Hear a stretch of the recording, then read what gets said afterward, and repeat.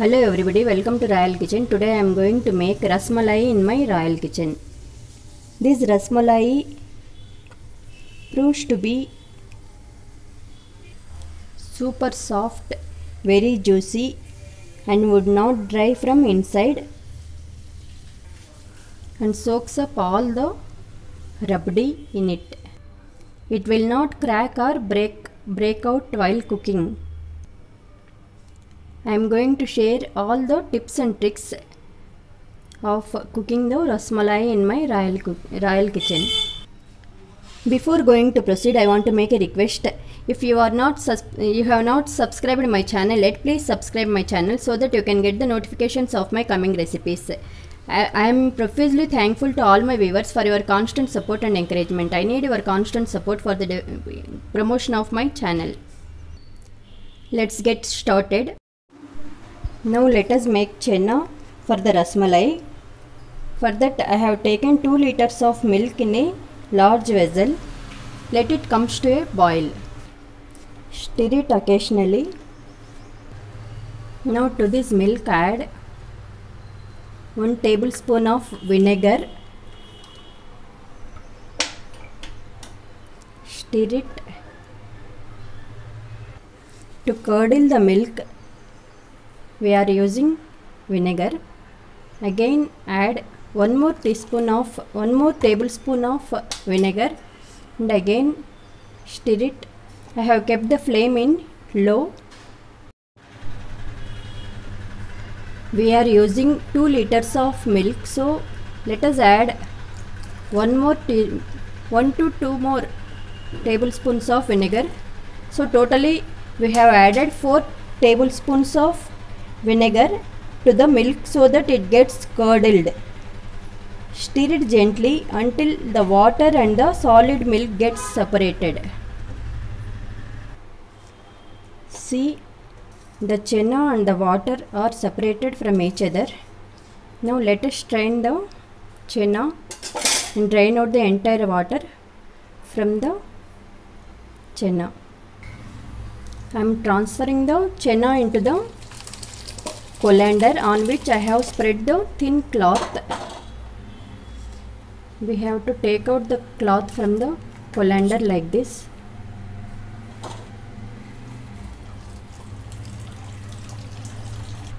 Now let us hang the chenna for 1 hour to remove the excess water from the chenna. We have to press it like this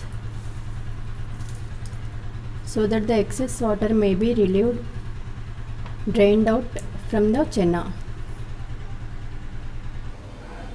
Now let us make rabdi. To make rabdi, I have taken 2 liters of milk in a large vessel and we have to boil it until it gets reduced into 3/4 of its original quantity. Occasionally we have to scrape the sides. To this let us add 2 cups of sugar.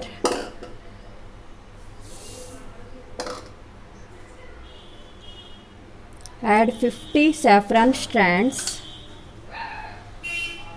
To this I am adding 1 pinch of saffron color to our milk so that we can get a very colorful rabdi.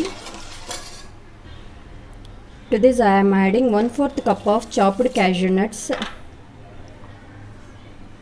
1/4 cup of chopped almonds. Mix all of them well. To this I am adding half a teaspoon of cardamom powder. Mix all of them well.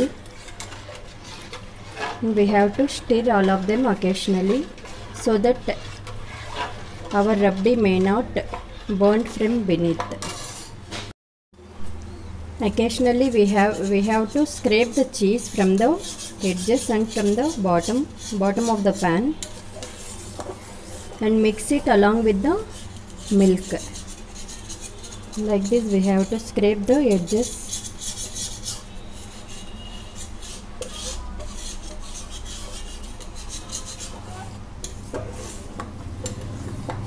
These are the badam flakes and the cashew nut flakes floating on the surface of the milk. As soon as the milk becomes into 3/4 of its quantity, we have to turn off the flame and keep it aside for some time. The consistency of the milk should be this much of diluted. Let it cool down to room temperature. Now our rabdi for soaking the rasmalai is ready to use. Make sure that we should not boil the rabdi and cook the rabdi to a thick paste, to its very thick. Its consistency should be thin like this, otherwise our rasmalai would not soak up the milk and will remain dry from inside. So this is the very important tip to be kept in mind. We have to maintain this much of consistency in our rabdi. After 1 hour, our chena looks like this. Now let us transfer this chena ball into the food processor and break it like this.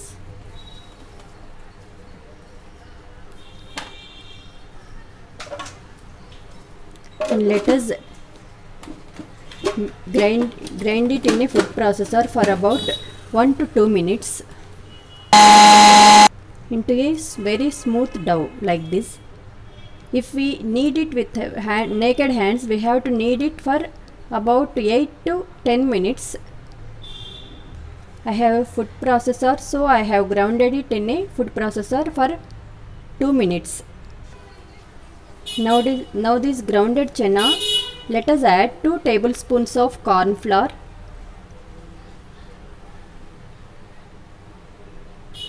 I have taken 2 liters of milk. I have curdled 2 liters of milk, so I am using 4 tablespoons of corn flour.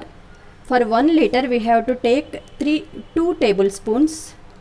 Here I am taking 4 tablespoons of corn flour to bind it, so that our rasgullas may not break down while cooking.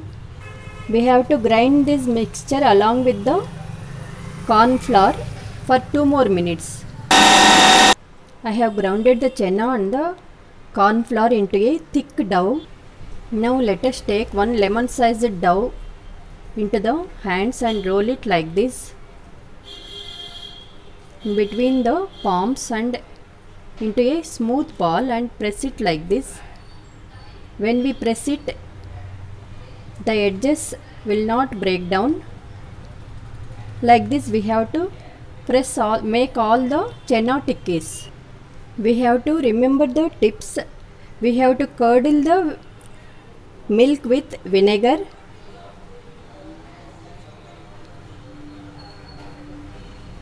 Like this we have to make all the chena tikkis. No need to grease our hands with ghee or oil.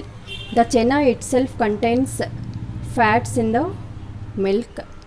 So let us just roll them and press them like this gently and make all the tikkis.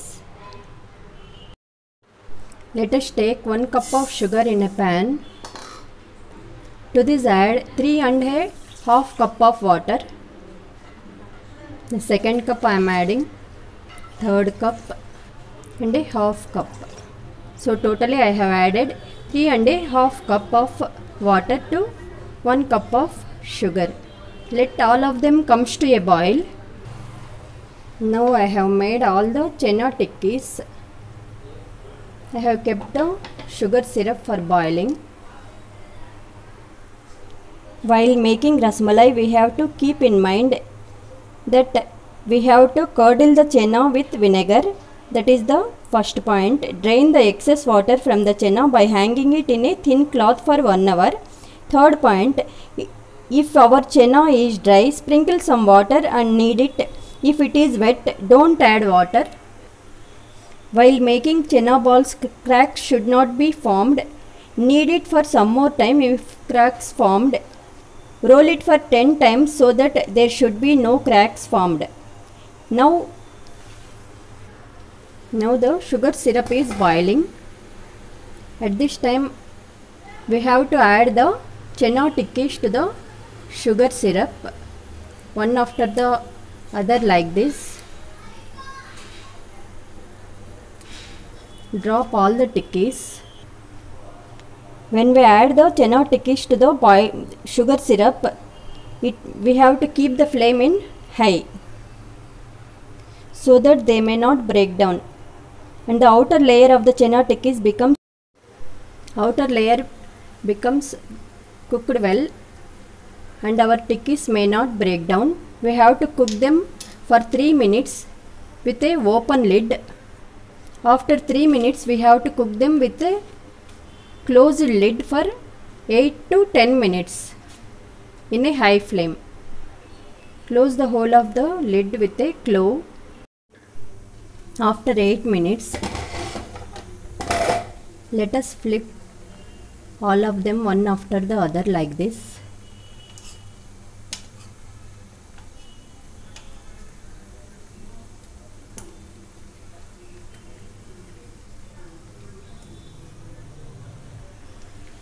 Let us boil all of them for 15 minutes.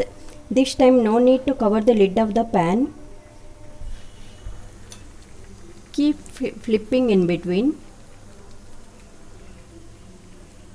so that they may be cooked from all the sides. But I am cooking the chena tikkis with a lid covered with, so that our tikkis may be cooked well from all the sides.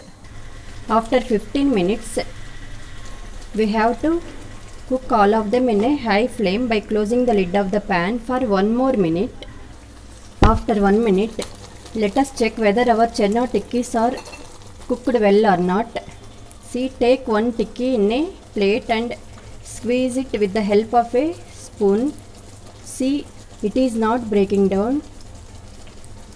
Don't squeeze it harshly so that it may not break down.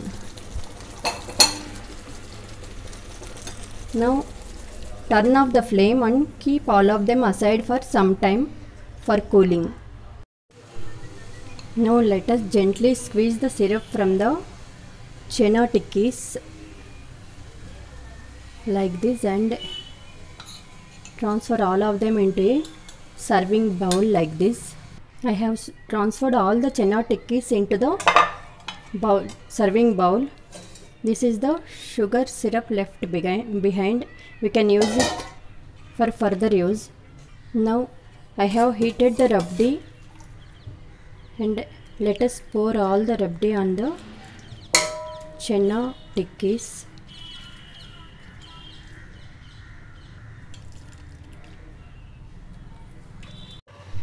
When we mix the chena tikkis and the rabdi, they should be hot. One of them should be hot, so that the chena tikkis may absorb all the rabdi and soak it up well. Rest them for 5 to 6 hours so that our chena tikkis may be soaked up well. Don't keep them in the refrigerator. If we keep them in the refrigerator, they may not soak up well. After 5 to 6 hours, we can keep the rasmalai in a refrigerator. Now our yummy, delicious, eye-catching rasmalai is ready to eat and serve. Now garnish them with some dry fruits. I hope all of you would like my recipe. If you really liked my recipe, please don't forget to like, share and subscribe my channel. Thank you for watching my channel. I will be back to you with one more new recipe. Till then, take care. Thank you.